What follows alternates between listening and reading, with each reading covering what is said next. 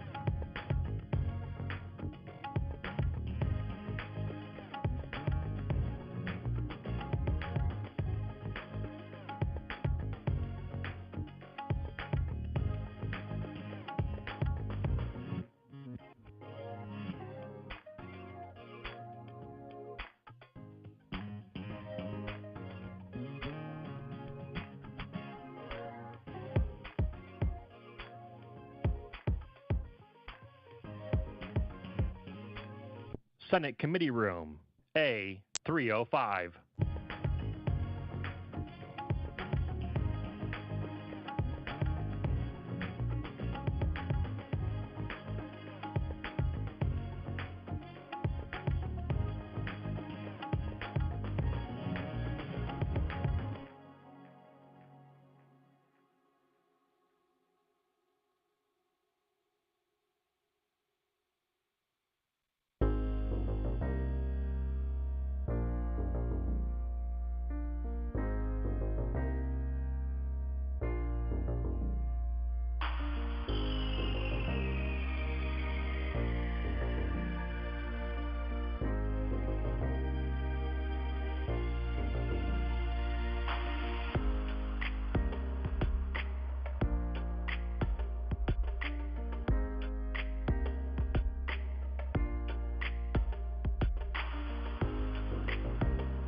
Did you know that you can watch the Senate live on YouTube?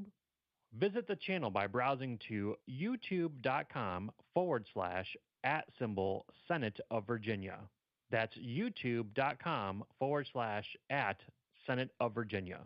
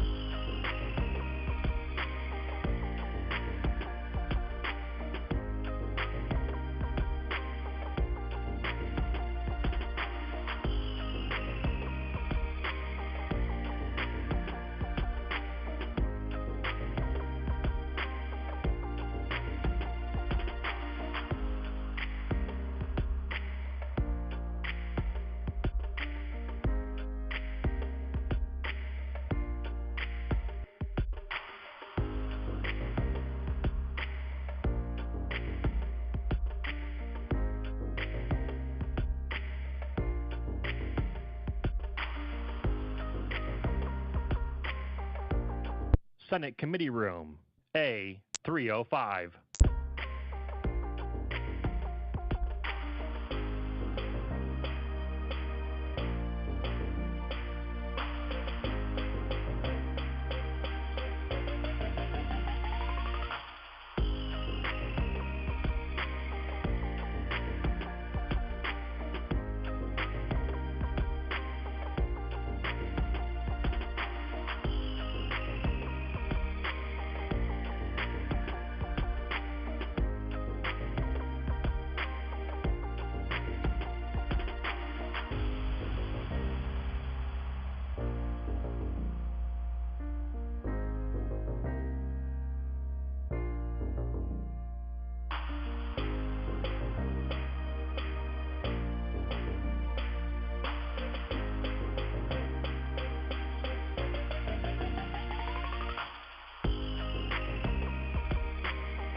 This is the Senate of Virginia, Richmond, Virginia.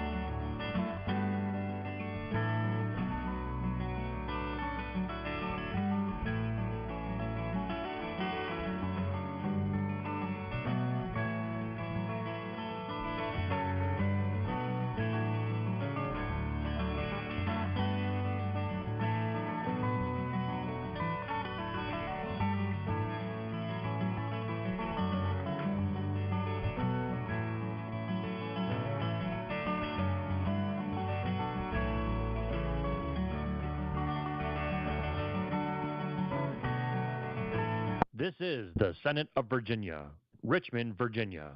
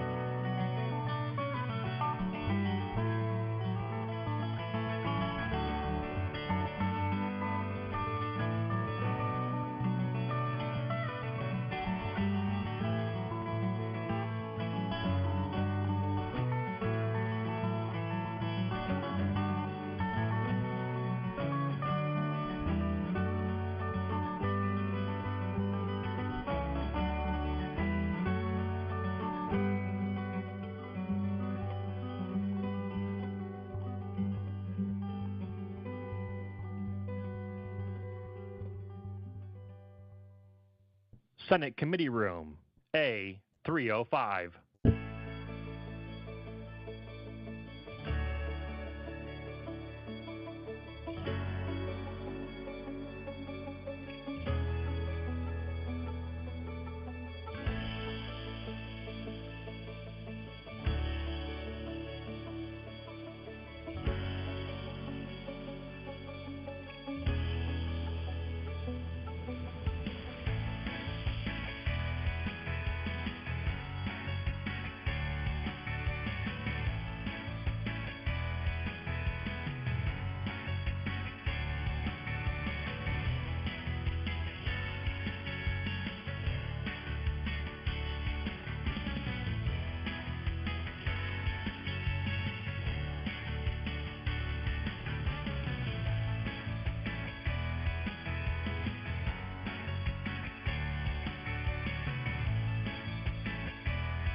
Did you know that you can watch the Senate live on YouTube?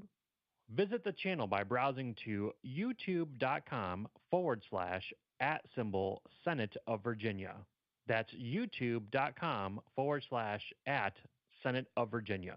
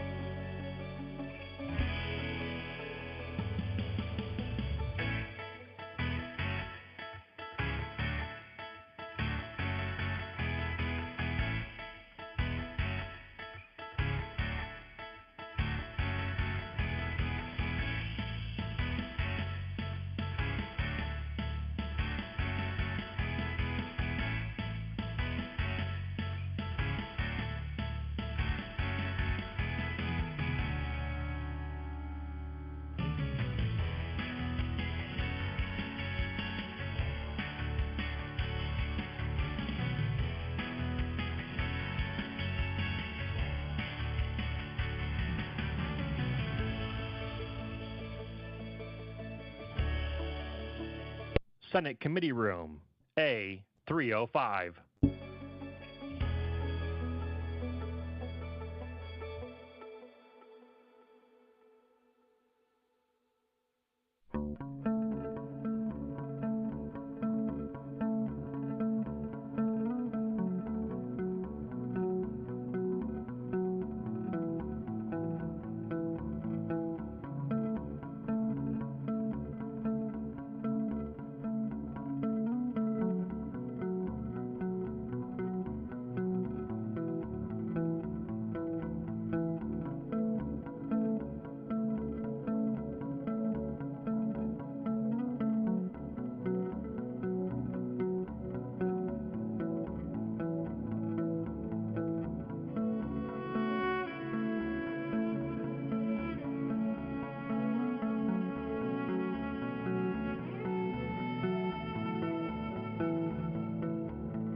This is the Senate of Virginia, Richmond, Virginia.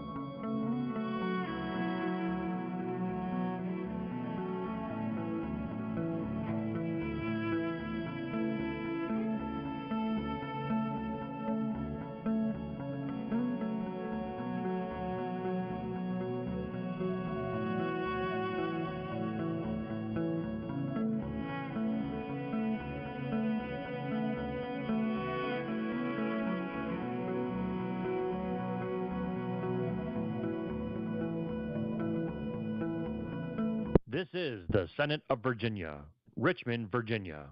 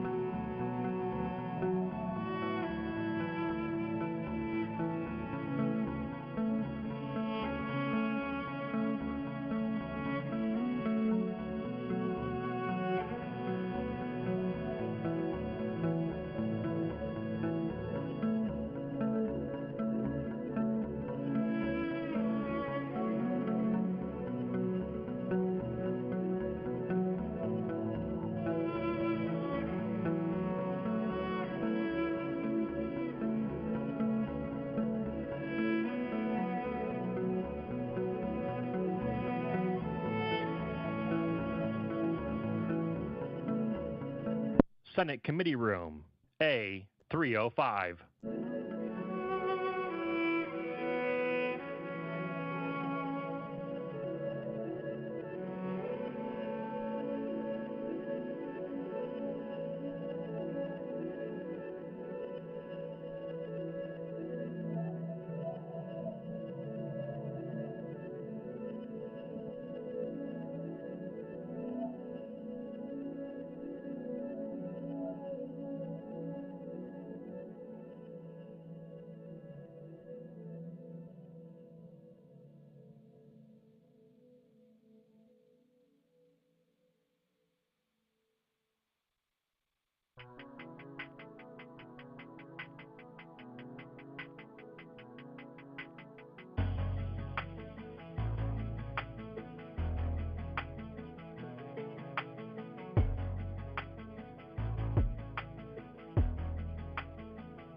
Did you know that you can watch the Senate live on YouTube?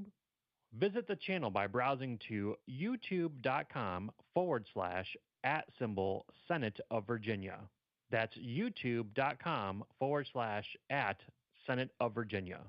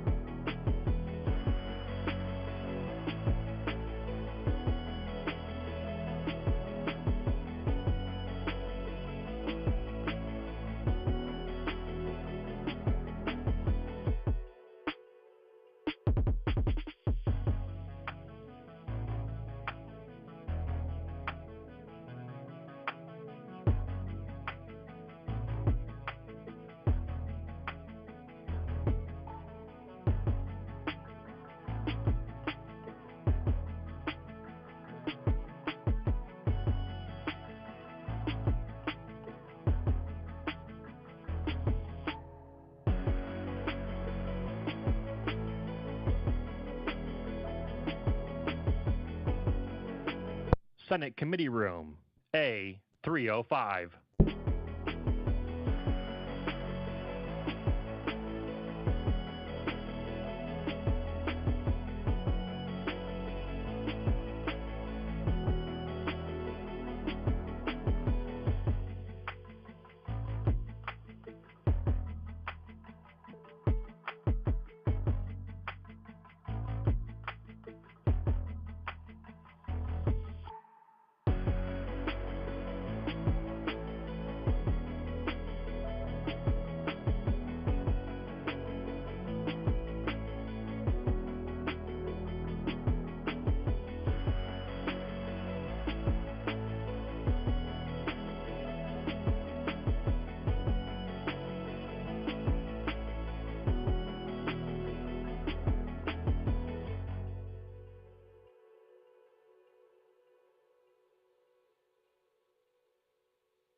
This is the Senate of Virginia, Richmond, Virginia.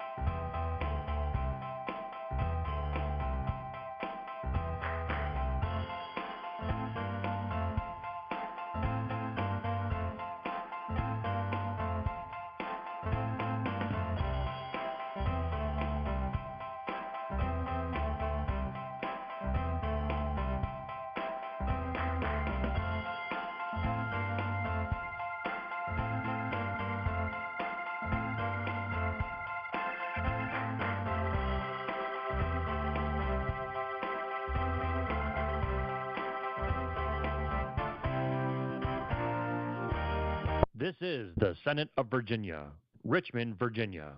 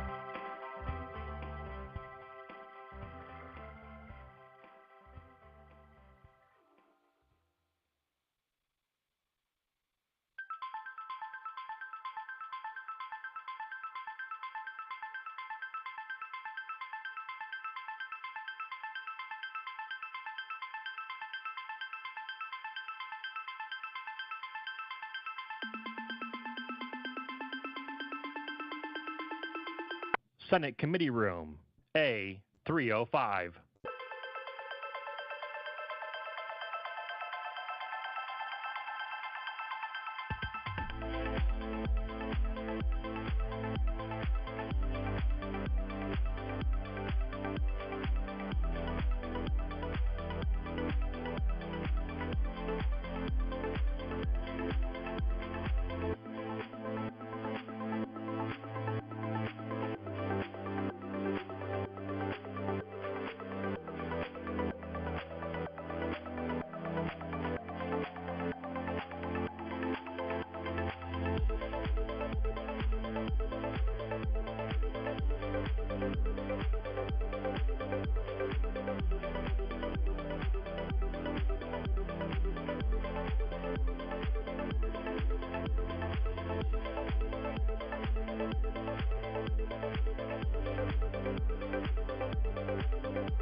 Did you know that you can watch the Senate live on YouTube? Visit the channel by browsing to youtube.com/@Senate of Virginia. That's youtube.com/@Senate of Virginia.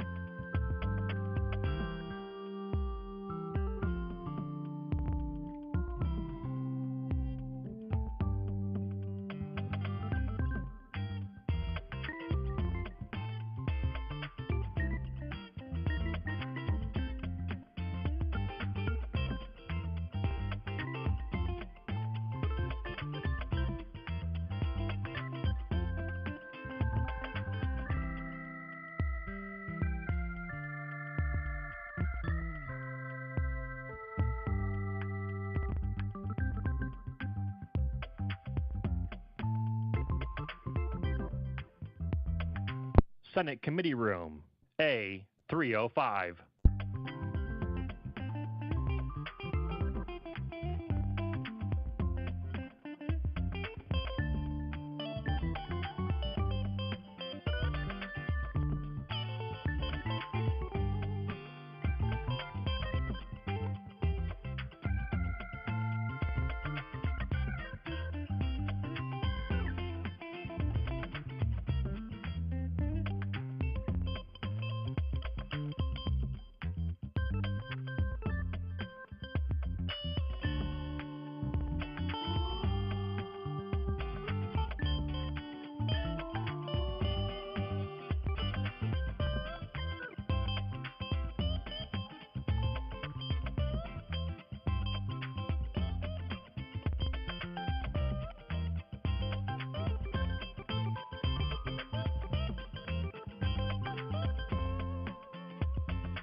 This is the Senate of Virginia, Richmond, Virginia.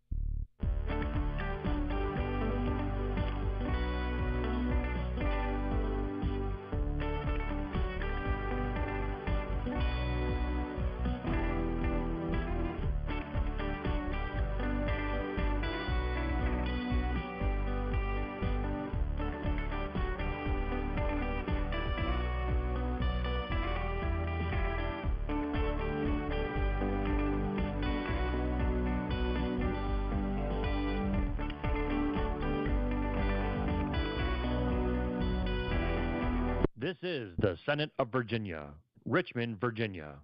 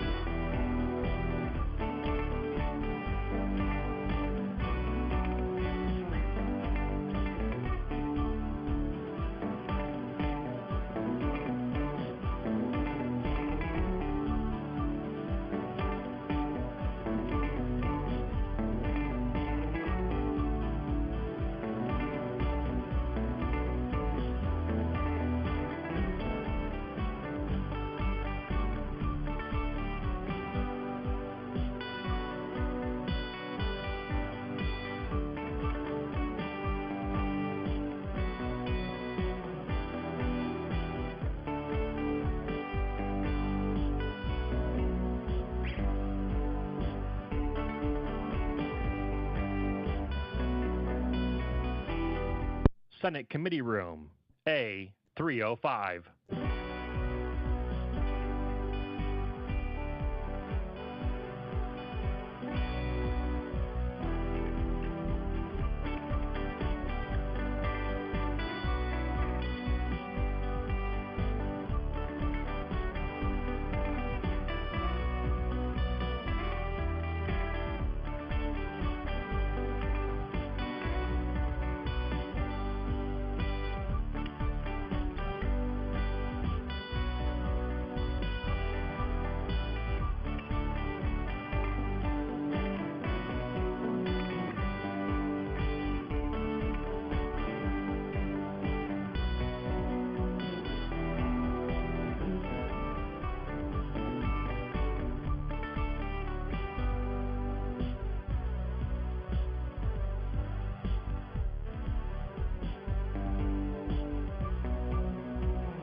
Did you know that you can watch the Senate live on YouTube? Visit the channel by browsing to youtube.com/@Senate of Virginia. That's youtube.com/@Senate of Virginia.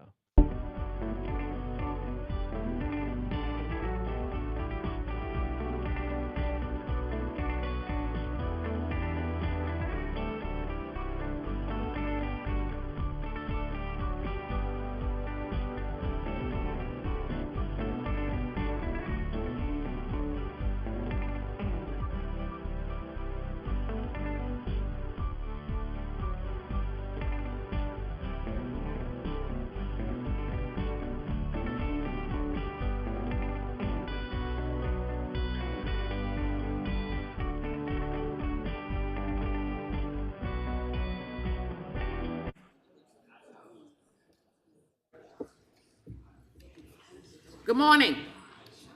We have 19 bills this morning to get through. These bills are mostly gaming and tax bills. Exciting, right? We look forward to the discussion, but I want to first ask for a roll call. Senator McDougall? Here. Senator Locke? Here. Senator Deeds? Here. Madam Chair? Here. Madam Chair, you have a quorum. Thank you. We have a sign-up sheet, and I'm going to go in the order that each member came in and signed up. So I want to start with Senator Jordan. Good morning, Madam Chair, members of the subcommittee. I have before you this morning Senate Bill 1410. Yes. Give your attention to Senate Bill 1410. Senator Jordan. Yes, ma'am. This bill will increase tax liability threshold amount for taxpayers to be required to make estimated income payments. What this bill does, it would increase the payment threshold for estimated payments from $150 to $1,000 of estimated income tax liability for the taxable year. It would exempt approximately 59,000 filed returns by Virginia taxpayers for the estimated payment requirement, providing relief to small businesses and retirees who are often unaware of the estimated payment requirement until they are penalized. This results in a one-time general fund revenue reduction of approximately $10.4 million in fiscal year 26 and ongoing reduction of $1.1 annually in fiscal year 27 thereafter. This would take effect in January of 2026.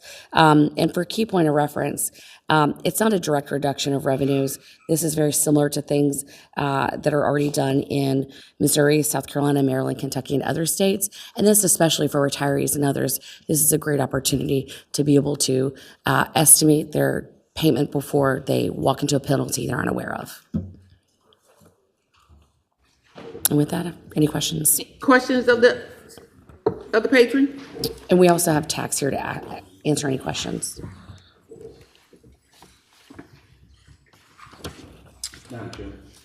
Senator McDougal. Madam Chairman, am I correct that this, the financial impacts of this are already included in the introduced budget? Madam Chair, Senator McDougall, yes, it's assumed in the official forecast in the introduced budget.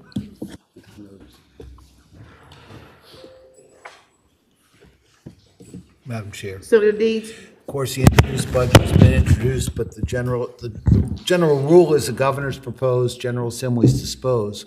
We've got to figure out how to make this budget work, and while we do, I move we pass this bill by for the day. Second. There's a motion and a second that the bill pass by for the day. All in favor of that motion, please open the roll. Say, we can say aye. All in favor of that motion, please say aye. Aye. Thank you, Madam Chair, members of the subcommittee. Second on our sign-up sheet, Senator DeStefano. Morning, Madam Chair, members of the committee. Good morning. So we have a very simple bill here on electronic gaming. And what we did was take a very simple approach to it. And the focus was to keep it simple. And it's very similar to Senator Craig's bills with two exceptions. The first, we put the funds in a double lockbox, which means basically with Department of Education, 70% of the money goes to schools. You cannot reduce that 70%. You can only use this money to supplement it. So in other words, you can't supplant it. You can only supplement it and add to it. The second piece to this is we have a little tiny difference in the way we distribute funds. We have 70% or $300 million going to secondary and elementary educations, 64 million or 15% going to the host locality, which at least a third or 21 million has to go to local law enforcement. 5% goes to the VMSDEP program for the Military Survivors Dependents Education Program. 3% goes to Interstate 81 improvements. 3% goes for the regulation. 2.5% goes to state police. 1.5% goes to problem gambling treatment and support fund, or 6.4 million. And Madam Chair, Senator Craig on hers has added the ID at, you have to check it at 21 when you go in and when you get funds. That was already in my bill. The other thing that was that she added to hers was the opt-out clause. Mine has the opt-out clause, and in it, we actually go to the specific language you have to use in the opt-out clause and how it's structured, and that's covered in line 471 through 476 of the bill. I'm happy to walk through this. We have it as a broken down system between manufacturers, distributors, operators, and host locations. And the way the licenses work are the same in both bills. It's kind of like an umbrella. You can't be a host in a manufacturer, or a host in a distributor, or a host or an operator. You can only be a host. So the background checks are the same, where we go through state police and all the same checks you'd go for whether you're a tow truck driver, background check on a gun, or anything else. I'm happy to walk through more details of this. Well, since Senator Craig's bill is very similar to yours, I want you to present yours as well to see if there are any differences between the two, and then we'll make a decision after we've heard your bill as well. So Senator Steph, if you will let Senator Craig. Madam Chair, that's perfectly fine. I'm happy to go through some more of the details of the bills, and these will be just about the exact same as Senator Craig's bill. And as we do it, it's 30,000 up to 30,000 machines, $1,200 per device. Under the last time we had this under Governor Northam, we had 11,000 machines. It generated 137 million in revenue, 138 million in revenue. So this is the same model, keep it simple. Okay. We have ABC putting the stickers on the machines. We have an internal double locking mechanism for the machine itself. You can use the key card if you decide to go with a key card, you can only use it at that location. You can't take it from one location and go to another location. The way you cash out, you have to go to a second terminal or separate terminal, which is cashed out separately, where your ID is checked. I believe that's the exact same. Okay, then let me hear from Senator Craig. Sure. Thank you. Thank you, Madam Chairman. I do have an alignment, and if DLS would read that. The state police Can I came to get a me. motion on the line amendment? So moved. Second. There's a motion and a second that the line amendment be agreed to. All in favor, please say aye. Aye. Council? Madam Chair, it's actually going to be a substitute, but it just aligns some language that we have to, for criminal background checks and criminal records checks in the Virginia State Police. Thank you. Senator Craig? Thank you. Thank you, Madam Chairman, members of the committee. Our bill is very similar. I think the two differences are the double lockbox and some funding issues, where they're extreme issues, where they're going. I added in my, in general laws, I did a substitute to allow IG check before you play and to win. And then we did the referendum for opt-out. So the only basic two differences is where the funding's going and the double lockbox. Senator Dees?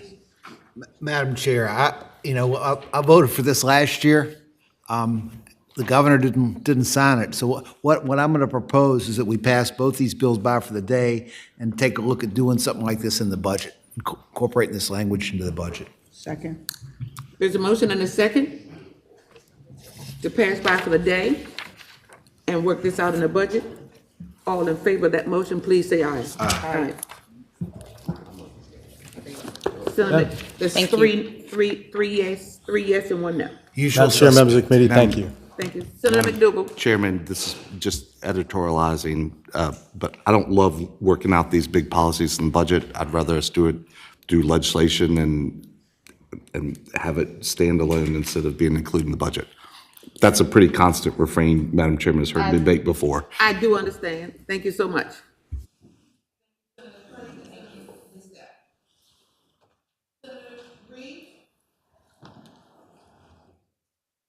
Good morning, Madam Chair. Good morning. I've got three bills before the subcommittee. I figure we'd take up the two easiest ones before we get to the VGC, if that's okay, Madam Chair. Which one would you like to take first? SB 864 has to do with penny breakage and horse racing. 864 it is. Go right ahead. So 864 amends the definition of breakage to the following. Breakage produced by live and simulcast wagering will be amended from 10 cents down to a penny on the dollar. That's why they call it penny breakage. The breakage produced from historical horse racing will remain at 0.10 on the dollar. Breakage is the difference between what racing bettors should be paid on winning bets and what they're paid for. So the total amount of breakage produced by both the live and simulcast will be distributed as follows. In agreement with the VEA or the Racing Commission, 30%, let's see, what is it? 30% goes of the breakage on HHR will be deposited in the Racing Benevolence Fund. 70% of the breakage from HHR parimutuel pools for problem gambling treatment and support fund.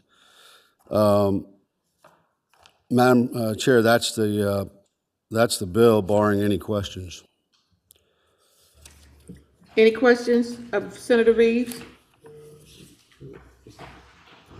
Senator McDougal? Madam Chairman, just make sure I'm understanding this. So in essence, we're taking money that would go to capital and move it over to problem gambling and the Racing Benevolence Fund? Madam Chair, Senator McDougal, yes. There's been a history of breakage not being appropriated to the correct spot. So in trying to clean up a little bit of the HHR and talking with the VEA, we got to this solution. Senator McDougal?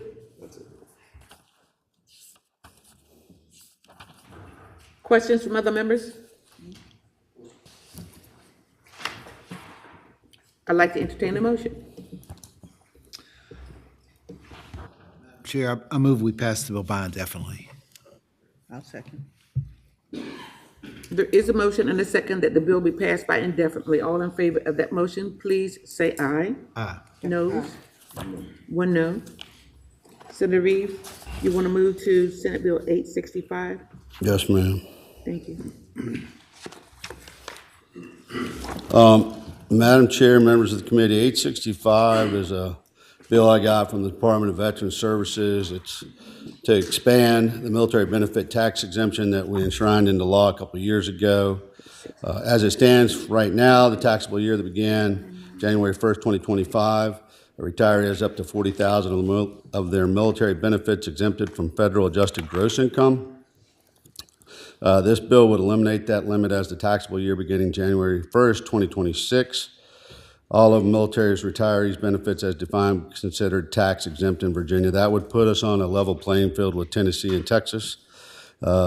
Military benefits include retirement income, qualified benefits as defined by the IRS code, benefits paid to a surviving spouse under the Survivor Benefit Plan program, and other benefits paid to a surviving spouse. Madam Chair, I'm under no illusion that this is a big ask and a big cost to it. I don't have a estimate of what it would cost yet, but I know it's not going to be cheap. That is correct. Senator Deeds. Well, our estimates are $23 million in 2026 and $48 million in 2027. Madam Chair, Senator Dees, can you give me those again? It's $23.2 million in fiscal year 2026, $48 million in fiscal year 2027. That is correct. Thank you, Senator Dees. Madam Chair, I don't know if you want to hear further testimony on this, but I'll have a motion. Is there someone in the audience who would like to speak in favor? 2 minutes? Opposed? I don't think Veterans Services is here this morning. Senator Deeds? I'm going to move we pass the bill by for the day. There's a motion and a second that the bill be passed by for the day. All in favor of that motion, say aye. Aye. It's 4 ayes. Senator Reeves, you have Senate Bill 1287. Thank you, Madam Chair. This is the bill that will establish the Virginia Gaming Commission, which is an independent regulatory agency to handle the Commonwealth's gaming industry. It's the result of an intensive 2-year study and collaboration between staff, state staff, hired consultants, and legislators in a bipartisan fashion. It does not alter how gaming functions in Virginia. It merely establishes a new overarching structure to regulate Virginia's expanding gaming market. Under the redesign, the lottery shall not fall under the commission and remain as an independent agency, but will function as the project management organization to oversee and execute the work involved in the process. That's covered under lines 8487 through 8490. The omnibus bill first covers code sections affected by the creation of the new committee, striking newly irrelevant codes and sometimes inserting newly relevant code sections, the Virginia Gaming Commission where appropriate. The commission will be overseen by a commissioner appointed by the governor, confirmed by the General Assembly. The commissioner will be responsible for supervising the commission, employing deputy commissioners, legal counsel, professional, technical, clerical staff, etc., including appointment of an executive secretary of racing, a deputy commissioner of gaming, a deputy commissioner of gaming and regulatory oversight, and a chief operating officer. Acting as the secretary and executive officer of the commission's board, conferring with the board on operation and oversight of gaming activities in the Commonwealth, suspending, revoking, or refusing to renew any license, permit, etc., issued by the commission, and participating in the Problem Gaming Treatment and Support Advisory Committee. The board established under the commissioner will be comprised of 11 members, 5 non-legislative citizen members to be appointed by the governor. Of these appointees by the governor, at least one shall have experience in law enforcement and criminal investigations, and at least one shall be certified public accountant. 2 non-legislative citizen members, each appointed by the Speaker of the House and the Senate Majority Leader, respectively, for a total to be selected from a list of no less than 4 nominees furnished by the Chair of the House and Senate General Laws, respectively. 2 ex officio members, a current member of the Virginia Racing Commission, and the Executive Secretary of Racing and Deputy Commissioner of Gaming. Board members will be barred from financial interest in gaming activities regulated by the commission. The board shall promulgate regulations governing the establishment and operation of charitable gaming, casinos, sports betting, fantasy contests, oversee the promulgation of regulations governing live horse racing, historical horse racing, and simulcast racing with parimutuel wagering. Investigations conducted by the commissioner shall be assisted by the state police. The bill would change the Charitable Gaming Board to the Charitable Game Advisory Board without affecting current appointments to the end of their terms. This expands the advisory board in its current form from 9 members to 11. Yes, ma'am. And I can go through all those if you want to know the breakdowns of those as well. If not, I can go through the rest of my talking points to tell you Well, how it's going to lay I out. would like to know what the breakdown is of the 11, the board is made up of 11 members with 5 members appointed by the governor. What's the rest of the breakdown?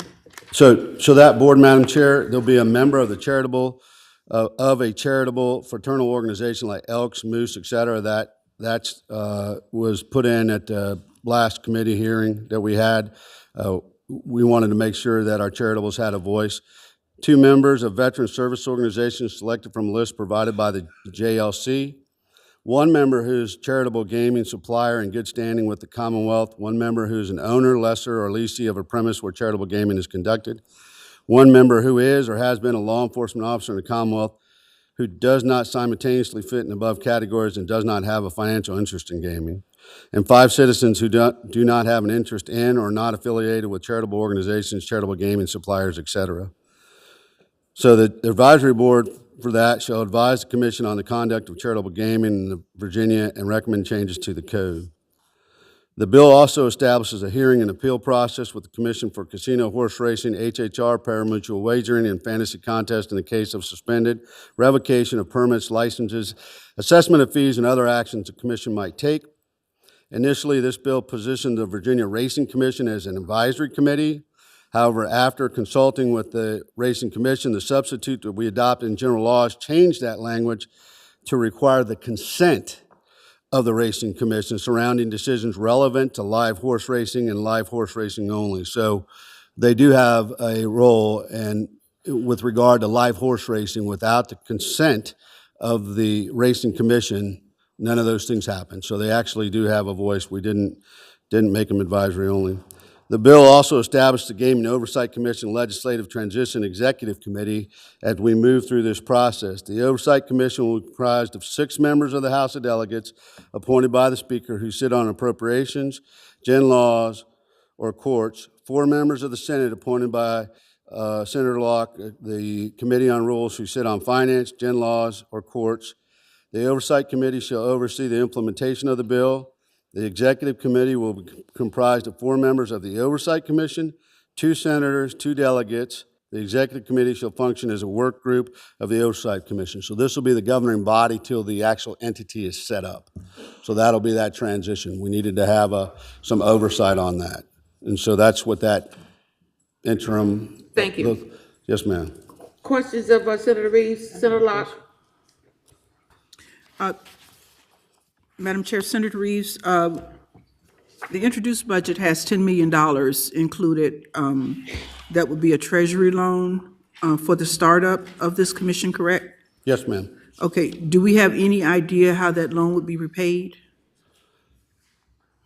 Let me see if I have, Madam Chair, let me just see if I have it in my notes. I remember several discussions on it, and I don't want to give Senator Locke the wrong information. So give me 2 seconds to look through this again. Senator Locke, can you repeat your question again? The introduced budget has $10 million for a treasury loan to the lottery as startup costs for this commission, I presume. Do we know how that loan would be repaid?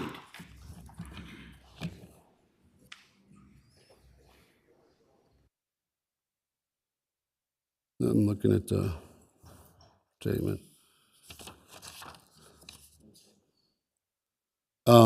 Madam Chairman, I have a fiscal impact statement from Department of Planning and Budget. I don't know if you all have that in front of you as well.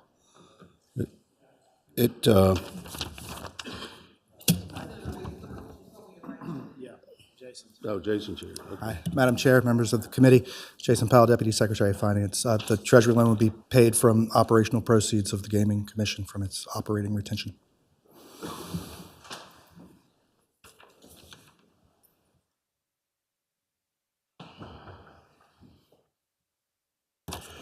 Madam Chair, I just have the breakdown of where it all goes. I don't know if Senator Locke would like to see that. Other questions of Senator Reeves? Senator McDougal? Senator Deeds? Madam Chair, I speak only for myself. I'm still not convinced that the lottery can't do all of this, but, so I'm gonna move, we pass the bill by for the day. I'll second. There's a motion and a second that the bill be passed by for the day. Madam Chair, may I speak to that motion? Senator Reeves? Madam Chair, Senator Deeds, I'm not sure if the lottery commissioner is here or not, but they've certainly, under their advice and consent, have agreed to take this on. And we've been working hand in hand with the lottery to make sure that they have the bandwidth to do it. That's why we also have the interim leadership from our chambers to help with that process. So I just want to let you know, we haven't just done this willy-nilly, or we've been lockstep with them all the way through. Senator McDougal, and then back to Senator Deeds. Thank you, Madam Chairman. Madam Chairman, you know I've struggled with where I am in gaming. I'm not a particular fan of it in the Commonwealth, and some people reminded me I've indicated we crossed the Rubicon with the lottery, and then we crossed it again with casinos, and we have a lot of gaming in Virginia now. So I have very mixed feelings about setting up an additional entity and creating that, but Virginia is becoming a gaming state, and if we're continuing in that path, regardless of what action we take on other things here today, it seems to me that we ought to have a little bit of a focus on how we're doing that and making sure that we're making good decisions and it not be a hodgepodge from different directions. So I would hope as we go through this that we would consider this as a policy more up or down than just letting it float off into the ether. Thank you, Senator McDougal. Senator Deeds, does that change your decision on your motion? I've made a motion. So you're gonna stay with, And I second it. and Senator Locke is staying with her motion. You've heard the motion that the bill be passed by for the day. All in favor of that motion, please say aye. Aye. Aye. One no. Thank you, Madam Chair. Thank you.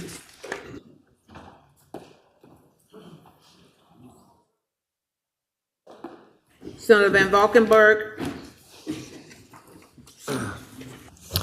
Good morning, Madam Chair, members of the committee. Senate Bill 1223. Yes. Excuse me. Senate Bill 1223 addresses the breakage or change by HHR corporations in localities that have not held a referendum since the introduction and adoption of parimutuel historical horse racing machines in 2018. As you guys know, in 2018, we established these machines as a new form of horse racing and parimutuel in the Commonwealth.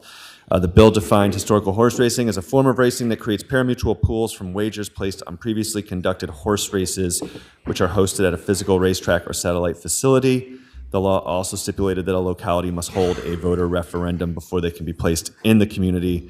What this bill does is address the breakage or change by HHR licensee in localities that authorized parimutuel wagering prior to the introduction of HHR machines. The Horse Racing Commission had grandfathered in old, I think incorrectly, and I'm asking the AG for an opinion on that, referendums from like 1990s on OTBs. And so the bill increases the retainage for the licensee in localities that have not had that referendum, splitting a portion between the Commonwealth locality and then the gaming treatment programs and equine medicine facilities. We're not trying to punish any licensee that wants to come to the community and go through a referendum process. This is just saying if you choose to not go through the public process, you're going to pay a little bit more. I can go into as much detail as you want, but I'll stop there. Questions of the speaker? Seeing none.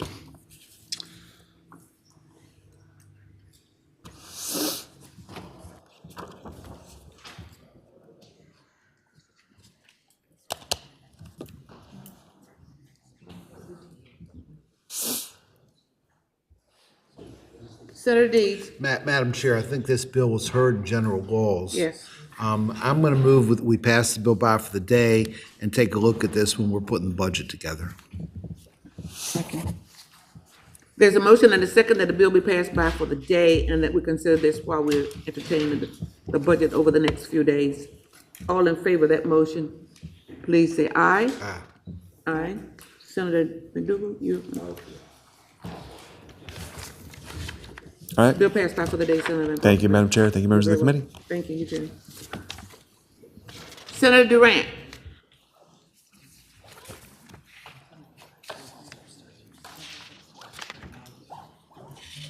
Senator Bagby? Could you get? Yes, he is. I see him. Can't miss him. I worry about him, I tell you the truth, I worry about him. I am so sorry. I worry about Lamar. I don't know how to tell him, but I worry about him.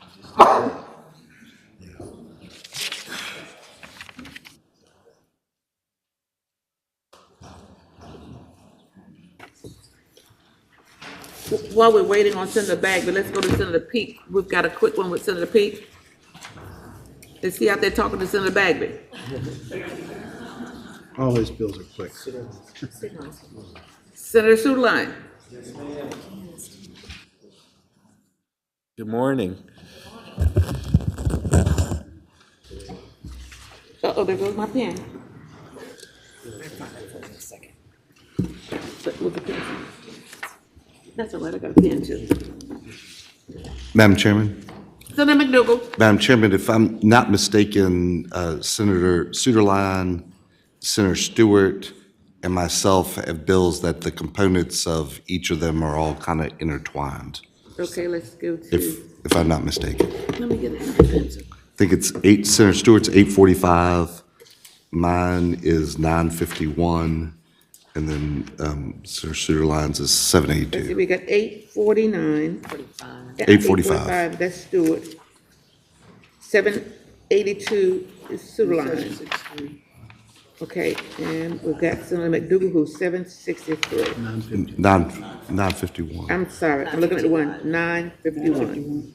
Okay, got two McDougals right there together. Okay, So, Madam Chairman, I think if I'm reading this correctly, mine is broader and incorporates pieces. Stewart and Suderline have individual pieces, and then mine has both of them. So on a policy decision, that's why you ought to consider all of them together, whether you want to do one piece versus the other or all pieces. well, Senator McDougal, is it your pleasure then to have them rolled together into 782? Madam Chairman, I'm agnostic about that. If that's what the committee wants to do, I'm fine. But I just think that the policy decision, because I think the committee might want to decide whether they want to take up each of the individual policies. If you're going to move them all forward, then they ought to be rolled into one. If you're going to pick the piece that Senator Suderline did, then you ought to move his forward and roll us into him. If you go pick Senator Stewart's, you ought to do that. But I think the committee probably needs to decide on Okay, let's the three very policies. briefly then hear each of them. Senator Sudeline, if you want to go and get started first. Yes, thank you, Madam Chair. Senate Bill 782. Last year, I brought the legislation to make our enhanced earned income tax credit permanent. It's currently set to expire. I recall last year there was some concern about what might be happening going forward. I think a lot of that has become much more certain at the federal level regarding the earned income tax credit, and well, at the standard deduction rather. And I think that it's incredibly important that we continue the standard deduction. If we are unsuccessful in doing so, there will be a significant tax increase on the vast majority of working Virginians. Approximately 85% of all Virginia taxpayers use the standard deduction when they are paying their taxes. And if we were not to continue with the higher threshold, that would result in a $632 immediate tax increase on all those folks. As you heard before, I really like the standard deduction. It lets folks make the decisions that are best for their family. We do some things with tax credits elsewhere, but I think it's one of the best ways we can provide broad tax relief to working folks. And then the legislation also continues the earned income tax credit refundability provision. A few years ago, we made it so that you could get a refundable up to 15% of the federal earned income tax credit. I also think the the standard deduction and earned income tax credit are two of the best things that we do in the tax system because of their inherent fairness. The earned income tax credit encourages folks to work. You're actually always better off if you made more money. So there's some benefits where we have benefits cliffs, and if you make more money, you stop getting much more benefits, and so it would actually discourage someone. Where the earned income tax credit, because of the way that it slides, you're always better making more money yourself through your job or whatever you're doing to do that. But it slides with you, and it grows as folks. It grows with folks. So I think that they're two of the best things that we do from a tax policy for working people. I really hope that we'll make both of them permanent. Thank you, Senator Suderline. I'd like to hear Senator McDougal. Madam Chairman, I think Senator Suderline's right, and I agree that that is a thing that we should continue and make permanent. I think Senator Stewart, who I don't see here, his bill removes the standard deduction, so that sunset. So I think all these are removing sunsets so that they don't expire. And then I think my bill includes Senator Suderline's, includes Senator Stewart's, and removes the sunset on the pass-through entity elective. So there's three separate tax policies that are in place. I think they're all extremely important, so I'd want to move them forward.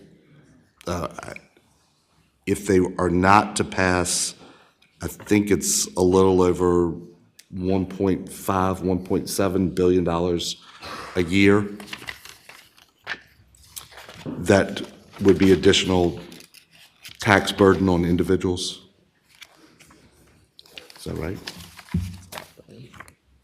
Okay.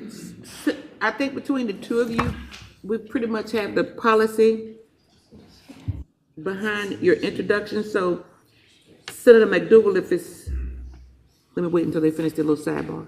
Yes, ma'am. Okay, all right. I'm thinking that we probably need to roll the three bills together into 782. Okay. So if I could get a motion to that effect. So move. Second. There's a motion and a second that we roll Senate Bill 971 and 845 into Senate Bill 782. All in favor of that motion, please say aye. Aye. So now we're dealing with Senate Bill 782 that encompasses the policy for the three bills introduced. Senator Dees. Madam Chair, I understand what the senator wants to do. It's about $1 billion negative impact a year. I think this would significantly hamstring our ability to put a budget together, and I propose, or I move that we pass this bill by for the day and we evaluate this policy when we put together a budget. Second. There's a motion and a second. Madam Senator Chairman, McDougal. I think Senator Deeds is correct. It's about $1 billion a year, but that's $1 billion that the Commonwealth is not collecting right now, because that is the law today. So if this does not pass, that means next year there'll be $1 billion in additional tax burden on Virginians. And so I think we do need to pass this, or if we don't pass it, then we're putting a tax increase on Virginians of $1 billion a year. And so I feel pretty strongly that we need to move this forward. We need to give Virginians certainty that their taxes are not going to go up an additional $1 billion next year. Senator Dees, does that change your motion? It does not, no, ma'am. Madam Chair, Senator Suderline. I don't expect this to change his motion either. But just like I said, it's 85% of taxpayers using the standard deduction, and it'll be an immediate $650 hit to almost everyone. I understand. I promise you that we will deal with it in the budget. You got my word. Thank you, Madam Chair. Madam Chair. Senator Locke. Thank you, Madam Chair. It's certainly not going to change how I'm going to vote on this, but I think that overall what we need to look at is our entire tax structure and have people pay their fair share in terms of our taxes. and that those who earn more should pay more. Okay, we have a motion on the Madam floor, Chairman. Senator McDougal. Madam Chair, I would just add that this particular one says that if it increases the deduction for individuals if you're at the low end of the level. So this impacts people that are not earning a lot of money more significantly than it impacts people that are making a significant amount of money. So if that is the desire of this committee, this is the policy decision that would hit low earners and will be a higher impact tax on them than higher earners. Yes, Madam Chair. Again, the 85% I'm referring to it's not exact, but it's approximately the lower 85%. The folks that aren't using standard deduction are much more likely to be in the top 15%. So that's why this is so significant for working folks, especially the EITC, which is, a lot of our folks that are trying hard and not making a lot of money. So that's why I think the EITC is so important as well.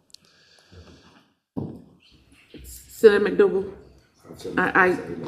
I commit to you, give you my word, we're gonna deal with this in the budget. We're not gonna leave you hanging. Senator Supervisor. All right.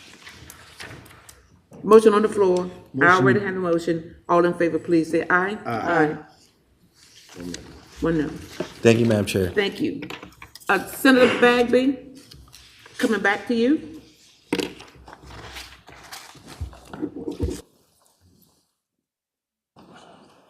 Thank you, Madam Chair, members of the committee. Senate Bill 1426 has a substitute.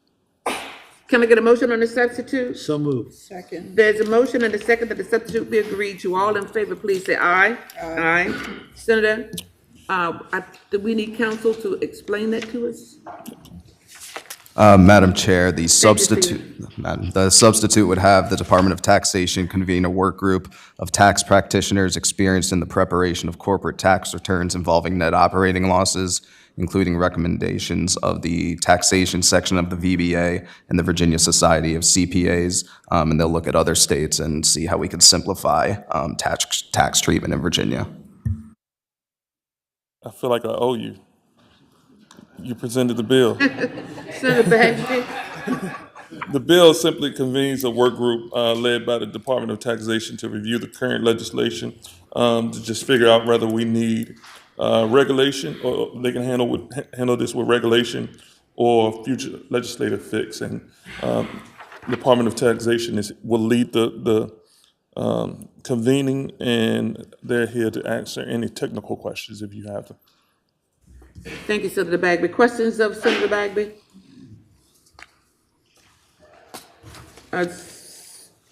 We have some, what is it with the title? Senator Deeds? I don't think this is the committee of first impression for this bill, so we might need to take testimony on it. Would there be someone? Thank you. Come forward, Nikki. Madam Chair, members of the committee, Nikki Zamosny on behalf of AT&T. We want to thank Senator Bagby for bringing this bill forward and the Department of Tax for working with us. This is a process that we can put together to make sure that the net operating loss process and just the technical accounting issues can be resolved. It's really something that we hope will streamline the process moving forward and make it easier for businesses to operate and do business in Virginia. Thank you. Madam Chair, members of the committee, Patrick Cushing on behalf of the Virginia Society of CPAs, want to thank the Patriot and AT&T on working with us to get the substitute where it needs to be. Thank you. I think opposition. Anyone opposed? Back to you, Senator Bagby. Thank you, Madam Chair. Again, AT&T came to me with this bill. I guess if it was a T-Mobile bill, I'd have more people behind me. Uh-oh. I'm turning my mic off. But that is the bill, Madam Chair. Madam Chair, Senator Deeds, oh my God. I move we pass the bill by for the day. There's a motion. There's a motion and a second that the bill be passed by for the day. All in favor of that motion, please say aye. Aye.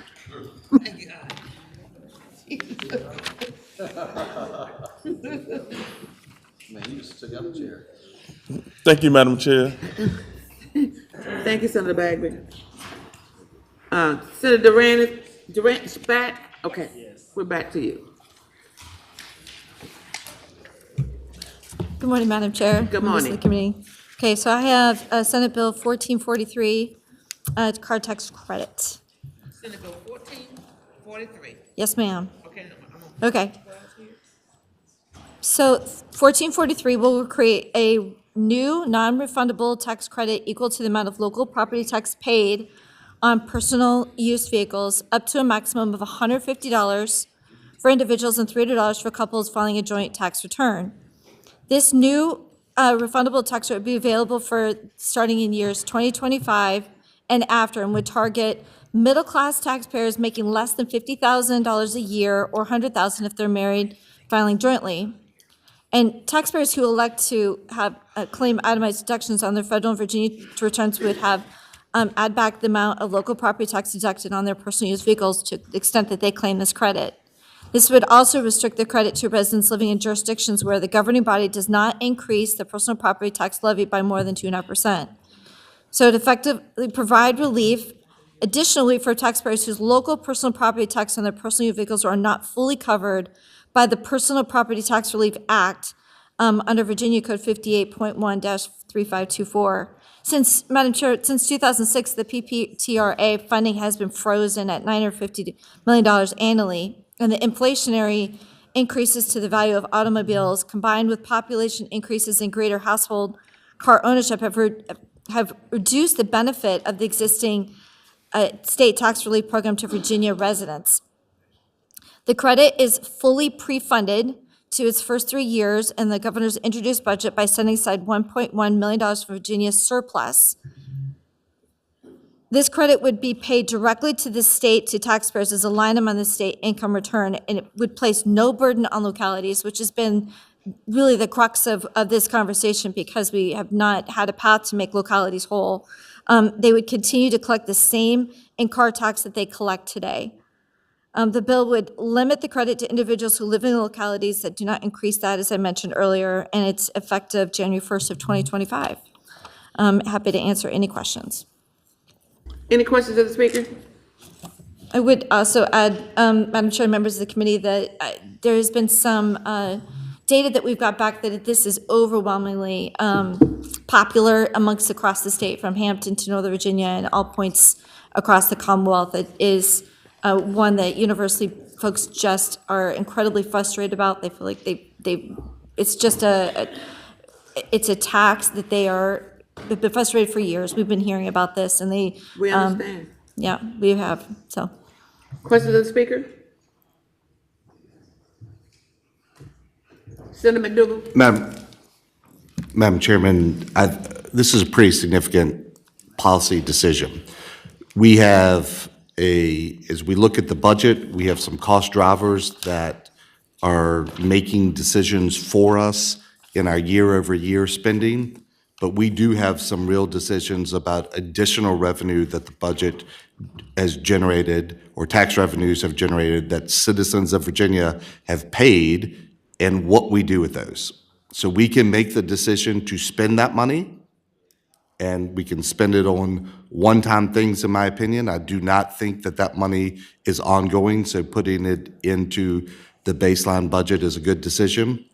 Or we can help some Virginians with the taxes that they are paying now and the fact that they continue to pay higher prices for inflation that has been created over the last number of years.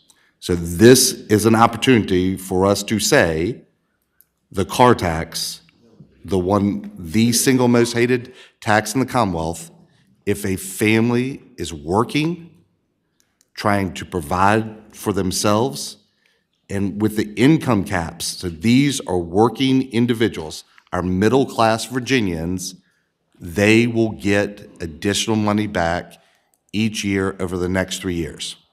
It doesn't gore the ox of any additional spending, doesn't take away from education, doesn't take away from transportation, but it does give Virginians some needed relief now.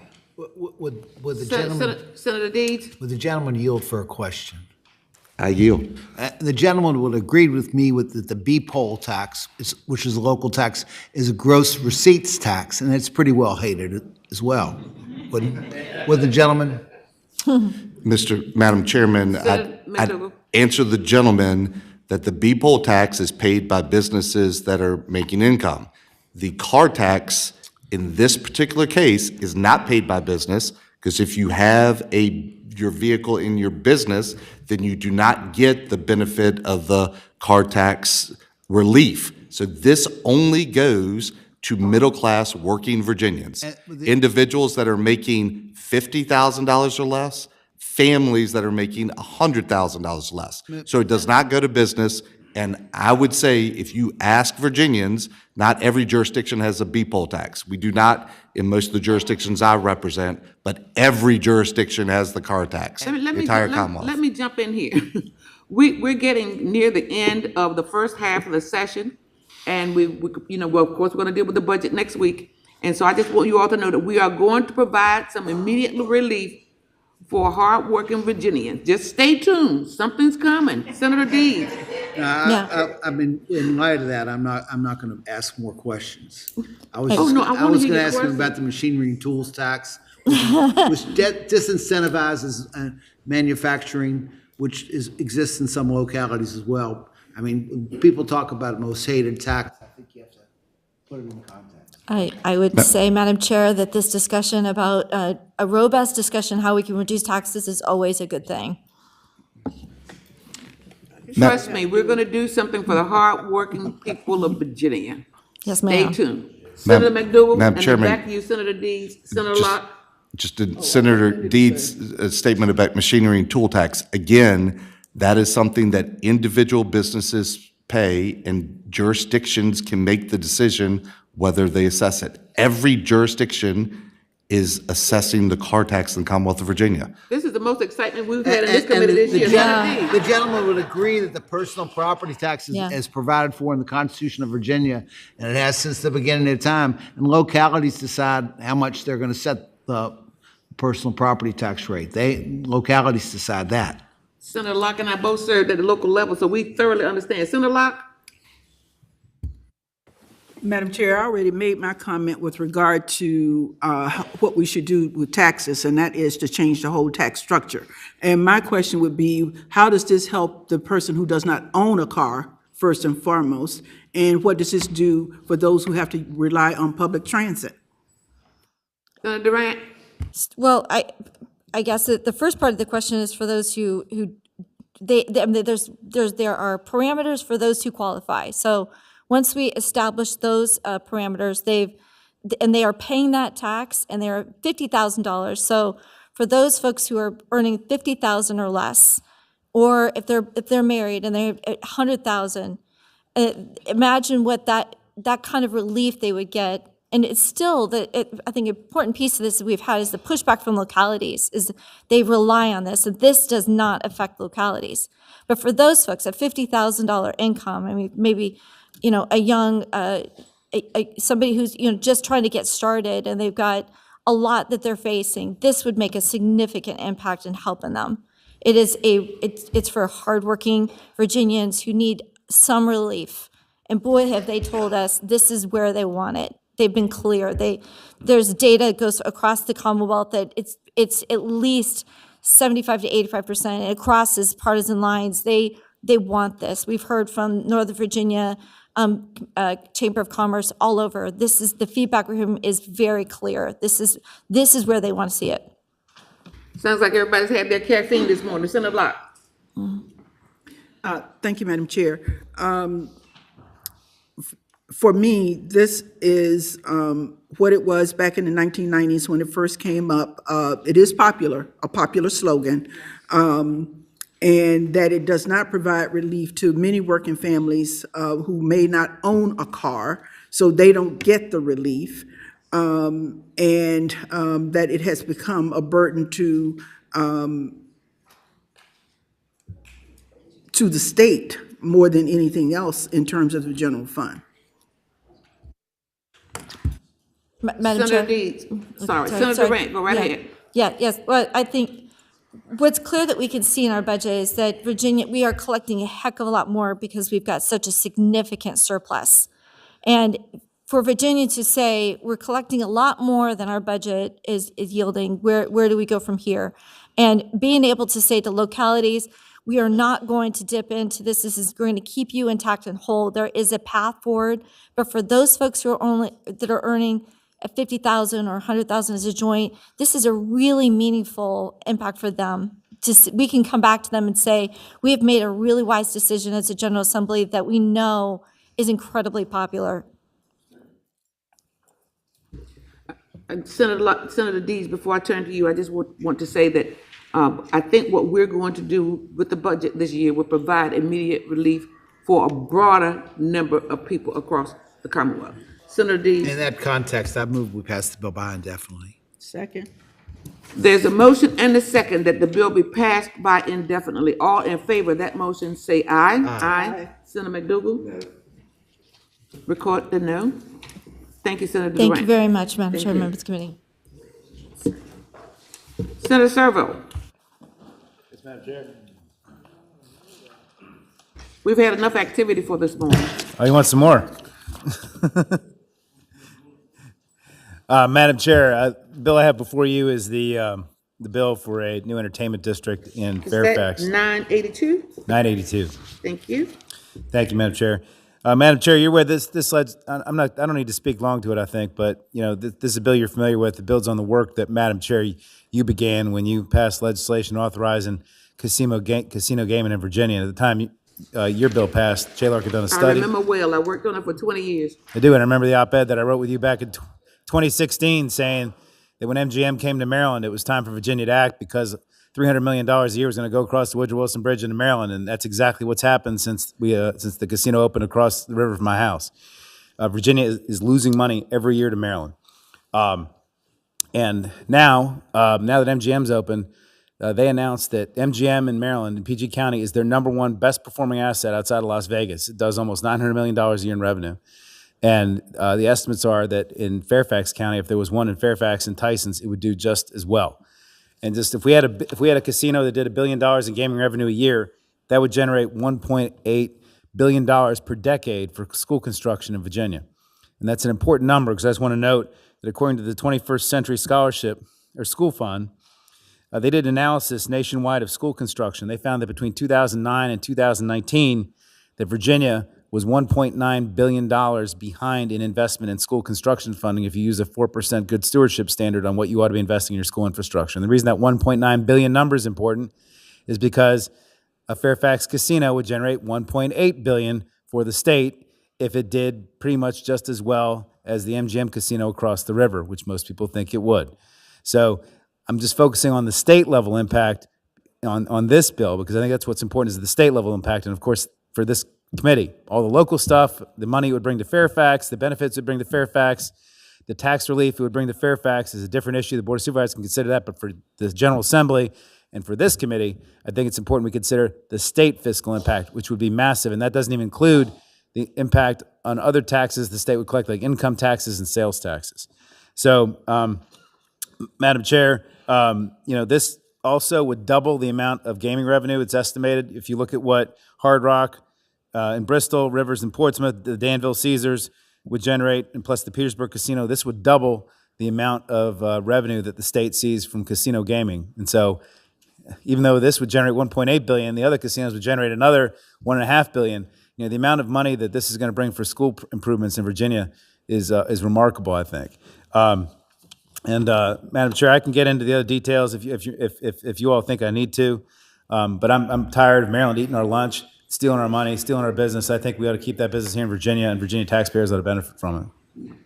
Thank you for your presentation, Senator Servo. Questions of the patron? Senator Locke. Madam Chair, Senator Servo, does this legislation allow for a local referendum? Yes, it says if the locality wants to do it, the locality has to put a referendum on the ballot. It doesn't require a referendum. It doesn't require them to do a referendum. It gives the Board of Supervisors the option to proceed, and if they want to proceed, then they have to do the referendum. Another question, Madam Chair. Senator Luke, calling myself. You Senator Lucas Locke. Locke. Senator Locke and then Senator McDougal. I never thought I'd see the two of you guys confuse each other, but I don't know. No, she confused it. I got it right. Okay. My I'm other drinking her coffee. She has my hot chocolate. Oh, okay.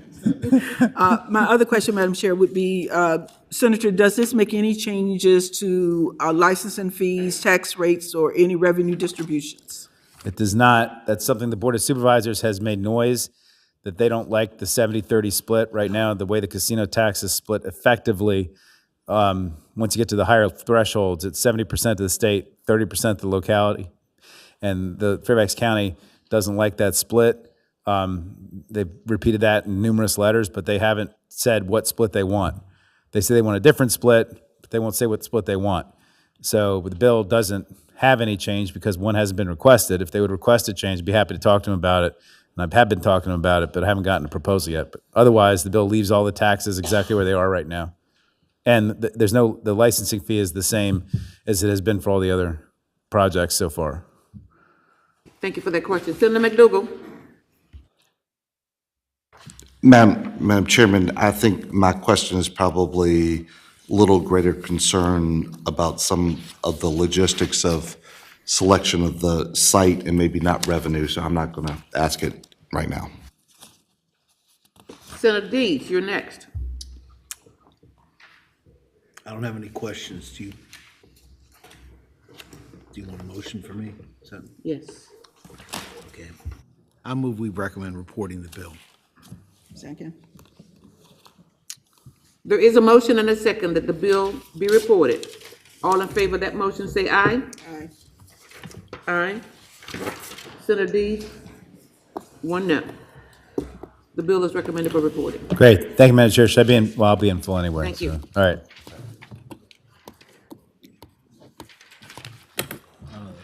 Senator Peake? Senator Peake is not here. Senator McDougal, do you want to handle Senator Peake's bill? I was not Peaks. I do have Senator French is not coming, so Okay. at the proper time we can. Well, I'll come back to you with Right. Senator French. Right now, I have staff.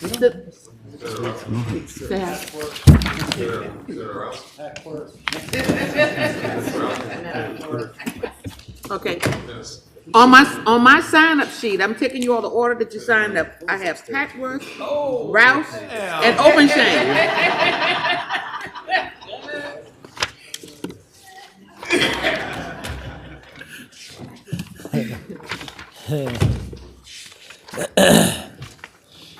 Whoever got up and got their coffees first this morning. Thank you, I Madam just- Chair. You didn't go to bed last night. Slept in the back. Senate Bill 1423, and there is a technical amendment we need to move.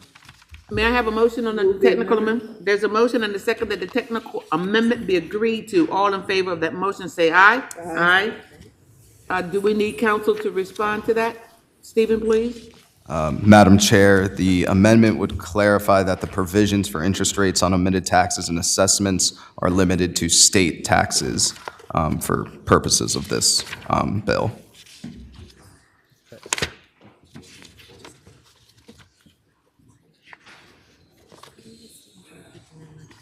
Could you repeat that? Yes. Madam Chair, it applies the provisions of the bill. Can you repeat that? Madam I Chair. want to be clear. It applies the provisions in this bill, changing the interest rates for omitted taxes and assessments. It only applies those to state taxes, so it's subtitles 1 and 2 of Title 58.1. Yes. Okay, Senator Hackworth, I'm going to ask you to tell me exactly what that means. Yes, ma'am. I will tell you. Thank you, Madam Chair, members of the committee. This equalizes Virginia's interest rates for underpayments and overpayments. So right now, with the IRS interest rate is 2%. Under current law, Virginia interest rate for both underpayments and overpayments is 2% higher than the corresponding federal rates. Equalizing Virginia's interest rates with the IRS will simplify Virginia's income tax, be less confusing to taxpayers attempting to calculate their federal and state and/or refunds due. The bill will apply to interest rates for the third quarter of calendar year 2025 and after.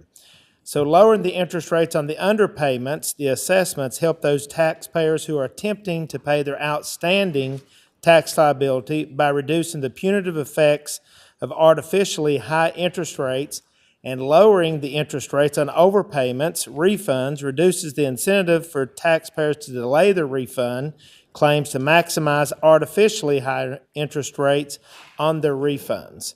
And I think I do have some treasurers or people here to speak to this bill. Alan, I think.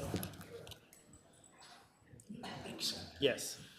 Madam Chair, members of the subcommittee, Alan Albert on behalf of Virginia's treasurers, and today, for this time only, VML and VECO, the amendment is at our request because the code section nominally says it applies to all taxes in Title 58. Well, local taxes, of course, are in Title 58. It's not been interpreted previously to supersede local ordinances, but we're afraid if we're reducing that interest rate, somebody will read it that way. So it's really just a protective thing. Localities, of course, set their own interest rates, and one of the reasons that Senator Hackworth and the patron in the other body have been willing to take the localities out is that the administrative costs of changing all these local tax softwares is awfully high compared to the savings. You know, you're really talking about a change in interest of a few dollars on a local tax bill because they're smaller bills. So I'd be glad to answer any questions, but that's where the amendment came from. Thank you. Patrick. Madam Chair, members of the subcommittee, Patrick Cushing on behalf of the Virginia Society of CPAs. We're very careful about when we weigh in on tax policy, but when we do, it's to make it easier for taxpayers to comply with the law. And certainly aligning the federal interest rate with the state interest rate would help make it easier for taxpayers and their CPAs to comply. So we support the bill. Thank you. Thank you. Hi, Madam Chair. Kristen Collins from the Department of Taxation. We thank Senator Hackworth for carrying this bill. It would equalize Virginia's interest rates with the federal rates. The rates were increased in 1999 as a revenue raiser, but recently, just because of the amount of sales tax exemption, refund requests, and other refund requests we've gotten, the department's been paying out a lot of interest, so this would help with that. Thank you. Anyone speaking in opposition? Seeing none, back to the committee. Senator Deeds. Madam Chair, just a question to staff. Does the amendment affect the fiscal impact of this bill at all? Don't think so, because it just ensures that this doesn't apply to local revenue. Is that local tax? Madam Chair, Senator Deeds, that's correct. So it still has a negative fiscal impact of $10 million a year? Madam Chair, Senator Deeds, yes, and it's assumed in the introduced budget as proposed by the governor. I'm going to move we pass the bill by indefinitely. Second. Oh, there's a motion and a second that the bill be passed by indefinitely. All in favor of that motion, say aye. Aye. Aye. So, one no. Thank you. Thank you, Senator Hackworth. Madam Chair. Senator Rouse.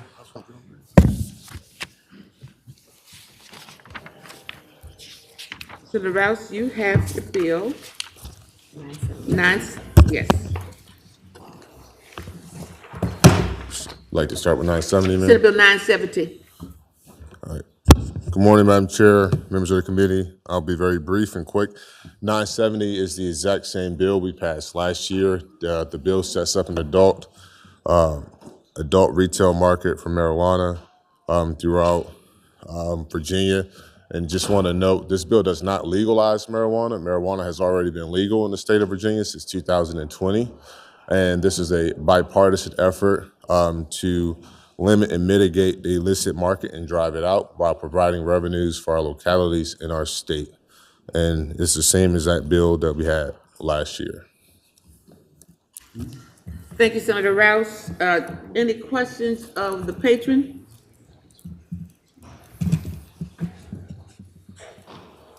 Anyone speak in favor?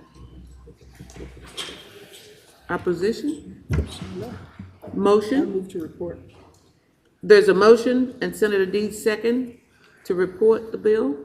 All in favor, say aye. Aye. Aye.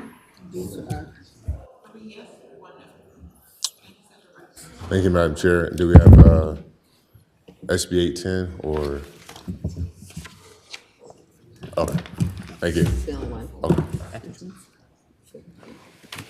That's the only bill I have for you this morning, Senator Rouse. Madam Chairman, could I do Senator French's bill Yes, please. 889? Madam Chairman, Senator French, But is Senator Obenshain here? Okay, go on and do Senator French. Senator French, and I think that there are some people out there, Ms. Gaston's out there to speak on this because Senator French is not available this morning. This bill adds the Shenandoah County Agricultural Foundation and the Great Meadow Foundation to the list of organizations that can receive funding from historical horse racing. So I think it's pretty minimal. It doesn't add new money. It just makes them eligible to receive money Part of the from. distribution. Correct, Madam Chairman. Madam Chairman, I know this has been through committee, but if you Yes. could give them Well, just. this has been through committee, but I'll give you 2 minutes. Yes, ma'am. Thank you, Madam Chair, members of the subcommittee. Susan Gaston, on behalf of the Shenandoah County Fairgrounds Association, to make it even more clear from what Senator McDougal has just said, and I appreciate him taking the lead on this in Senator French's absence. The bill would add, or would direct rather, 0.125% of the funds from historic horse racing revenue that come through the Virginia Racing Commission to be distributed to the Shenandoah County Agricultural Foundation, which is the fairgrounds nonprofit. It also includes funding at the same rate for Great Meadow Foundation, but I don't represent the Great Meadow. I just wanted to make that clear that it also would be a recipient of those funds. Currently, the code states that the Virginia Breeders' Fund, the Virginia Maryland Regional College of Veterinary Medicine, the Virginia Horse Center in Lexington, and the Virginia Horse Industry Board all receive 0.025% of those HHR revenues. The Shenandoah Foundation and Great Meadow believe that 0.125 is adequate to provide them with the needed revenue, which on the back of an envelope, we sort of are thinking it's around $600,000 annually.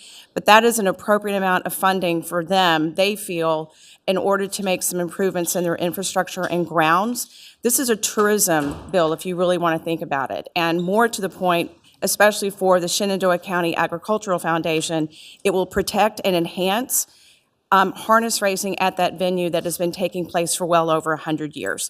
I'll also add by saying, much to what Senator McDougal just noted, yes, ma'am, that the HHR pie is growing, and so this would just be a slice of that pie going to the Agricultural County Foundation in Shenandoah. So you want to step forward very quickly? Got about 15 seconds left. I would just add that these funds will go to continue a tradition that's been going on for over 100 years that involves working people. And you support the bill? Any questions? Any questions? Yes, thank you. Senator McDougal. Madam Chairman, I'm gonna move to report at the appropriate time. There's a motion.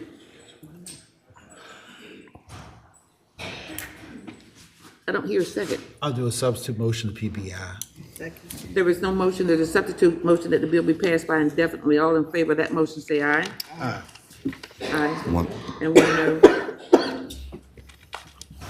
Senator Obenshain or Senator McPike? Senator Obenshain, okay. That's the order that I have you signed up. Good morning. Good morning, Senator Obenshain. Madam Chair, members of the committee, I have Senate Bill 1456, which is market-based sourcing.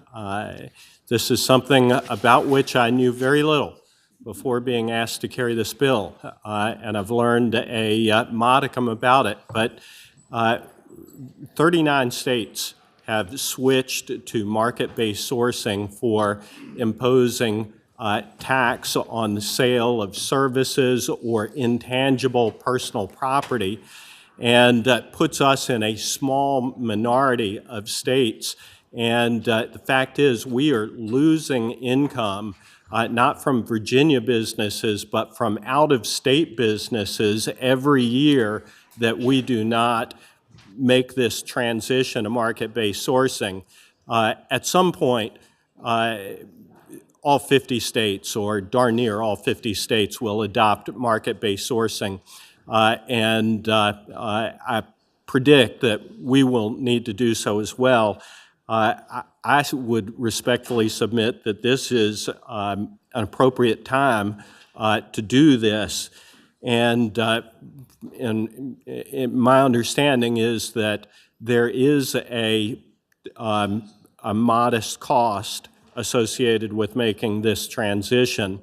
The cost is not in the form of lost revenue, because this will reduce our tax revenue on any kind of an ongoing basis. It is a loss that will be incurred because of getting used to it, the compliance issue. But over the first couple of years following transition, Virginia will be receiving more revenue as a consequence of making this transition, because out-of-state, multi-state corporations will be paying tax on sales of intangible personal property and services that are used here in Virginia. So, under the market-based sourcing, right now, if a company, multi-state company with sales of intellectual property or intangible personal property and services that are going out of state, if they're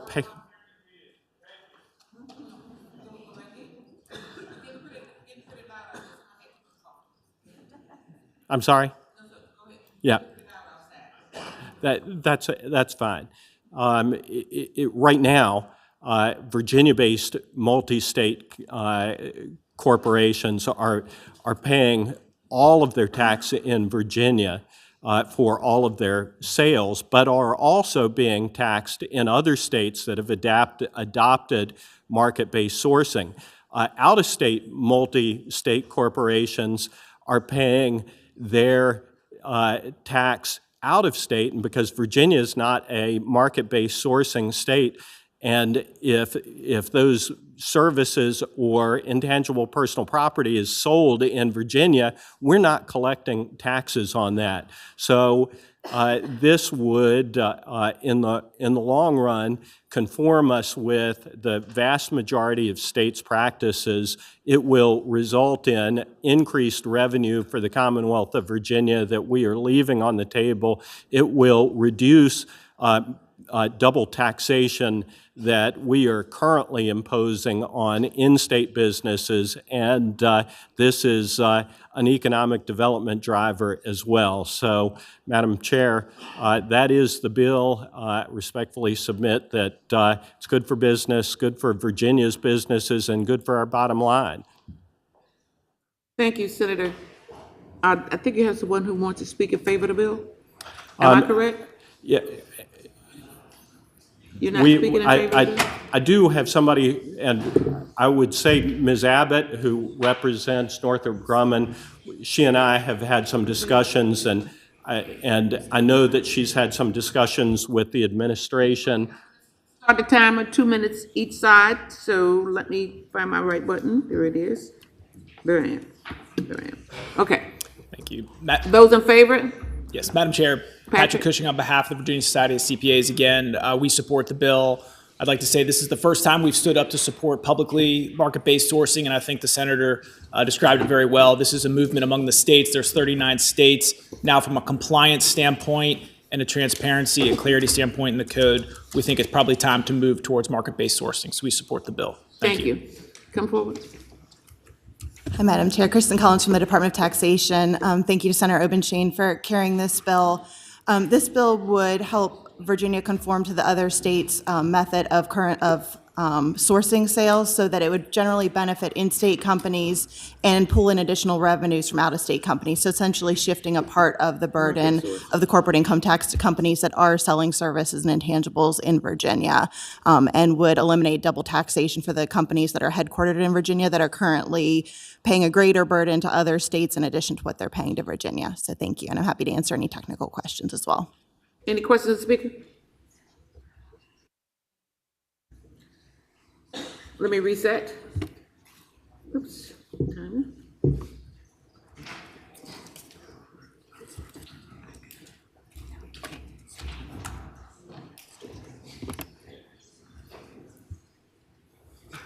Good morning, Madam Chair. Good morning. I'm Heidi Abbott on behalf of Northrop Grumman, and we have been working with both the patron and the administration. We, as one of the largest corporations in Virginia, we have some concerns with the bill just because of where our largest client is the federal government and being able to determine where we source the goods. So we have been working on proposing some amendments. So far, we've not gotten consensus on that, but so we are opposed to the bill in its current form right now.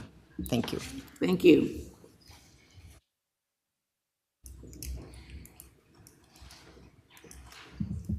Further questions, inquiry? Senator Deeds. Madam Chair, according to my notes, this has a negative impact through 2028. We don't really get positive until 2030. I'm afraid this is a policy, at least in my view, was just not quite ready for consideration. I'm going to move to PBI, the bill. Second. There's a motion and a second that the bill be PBI. Senator Obenshain. All in favor of that motion, say aye. Aye. Aye. Senator McDougal, 1 no. Thank you. Have a good morning. Senator McPike.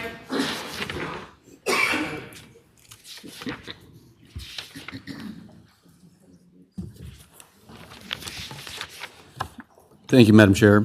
I believe you have still before this committee Senate Bill 1299, 1301, and you want to do 1315? 1315. That's the okay, only bill thank we you. The have other ones here. are in full.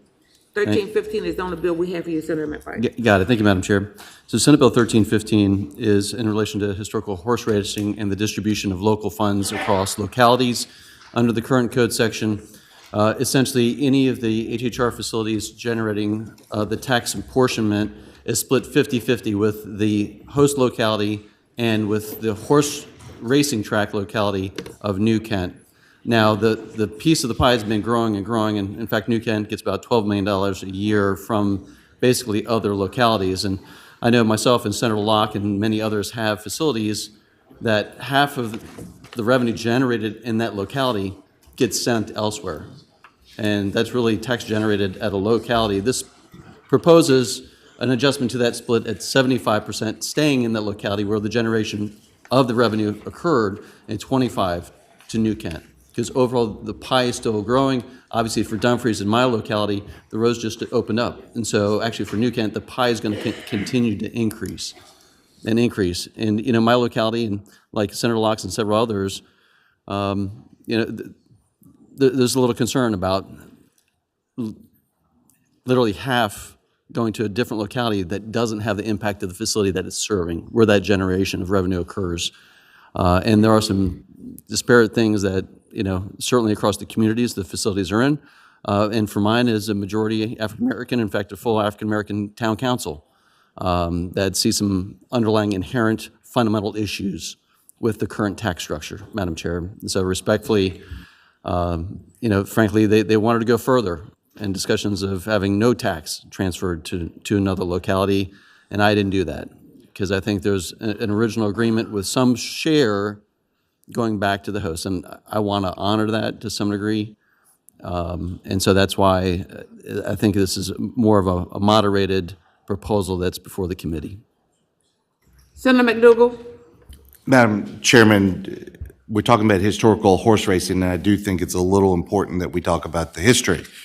History is that New Kent took the risk on building the track.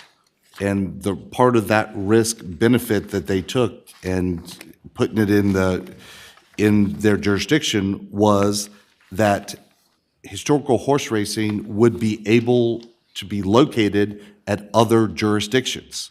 So the track is in New Kent, and if it was not for the track, if you do not have racing days, then you don't have machines at other jurisdictions. So the way the statute is written, in order to have machines in other jurisdictions, you have to have racing days. So we have been actively pushing for additional racing days so there can be more machines in other jurisdictions. But if there aren't additional days, then those machines go away. So right now, because the number of days was only recently increased, and Madam Chairman, you know, we went through a period of time where New Kent's investment was not really returning anything because nothing was going on. And so this was a risk by New Kent that they took well over a decade ago to try to move this, and now everybody is benefiting. So I don't think it's accurate to say that New Kent is getting some unjust return. They took the risk, and no other jurisdiction can benefit if racing days do not incur in New Kent. Madam Chair. Senator McPike. So fundamentally, I think the issue and distinguishing factor to the Senator McDougall's point is a little misplaced in regards to this tax code section. He is right. We, in fact, Senator Bell and many others of us worked to increase those days. I did as well, to ensure that as we increased machines, that applied to additional race days, because there was a huge mismatch of what was going on. However, those purses are actually increased for those race days out of the overall profit that's generated, not for this local tax. So there's two separate issues that are going on here. Senator McDougall is absolutely right for the underlying issue. However, it's not applicable to this issue of distribution. That fundamentally is the overall tax collected by the state that then increases the purse and the number of race days based on the allocation of the number of machines across the Commonwealth. So therefore, the localities are actually doing two things, sending half of the profits as well as increasing the number of race days. Further questions? Senator Locke. Madam Chair, Senator McPike, what is the current split between New Kent and the other facilities? Thank you, Madam Chair. The current split is 50-50.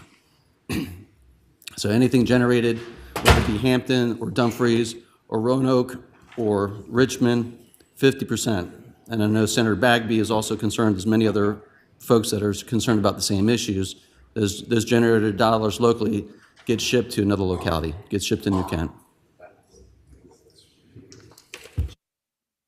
Further questions? Motion, please. There's a motion? Second. And a second that the bill be passed by indefinitely. All in favor of that motion, say aye. Aye. No, One no. I didn't have to. We switched. Okay. Thank you, Madam Chair. Thank you. Senator McDougall, you're last. Senator McDougall, you have bills before the committee? Madam Chairman, does that mean you saved the best for last, the one Yes, you I like did. the most? Madam Chairman, this is the no tax on tips legislation. As we've heard. Bill 763. Yes, Madam Chairman, Senate Bill 763. It's a pretty straight policy decision. This is one, candidly, I'd love to tell you I came up with the idea, but this was one that was bannered about in the recent presidential election. It was one that seemed to be one of the very few things that both sides agreed upon. I represent an area that has a lot of tourism, and there are a lot of individuals that are working in facilities where they receive tips, and it's also very difficult for business owners to find people that want to work because of the competition. This bill would say that you still have to pay taxes on your income that is paid as salary, but tips, things that you get for service up and above, you do not have to pay state tax on. So I think that there will be an effort federally to try to mirror this, but this would put Virginia as a leader in this direction. It not only benefits employees, people that a lot of times people are working in jobs that have tips their second jobs or their first jobs. So they're ones where they are working very hard and extra hours. This gives them incentive to continue in those jobs, and it helps businesses too, because it creates the opportunity for people to come into those jobs and make a little more. So this is a win-win for everybody, and it really goes to those individuals in the Commonwealth who are working hard and trying to provide for their family. Questions of the speaker? Any questions of Senator McDougal? Motion? There's a motion? Substitute motion. There's a substitute motion. I'll move we pass the bill by for the day. We're going to take up the issue of tax relief in the budget, and I think we pass this bill by for the day. And I'll second. There's a motion and a second that the bill be passed by for the day. All in favor of that motion, say aye. Aye. One no. And one no. The bill is passed by for the day. Senator McDougal, you have a second bill, and that's a Senate bill. That's right, that was right. That one was rolled in. Thank you. I knew I was getting close to completing this docket for today. This completes our docket. We are getting to the end of the first half of the session. But as I said earlier, please stay tuned for what we propose on Sunday, and we will provide you the details of our package to help hard-working Virginians. And so with that, the committee will rise.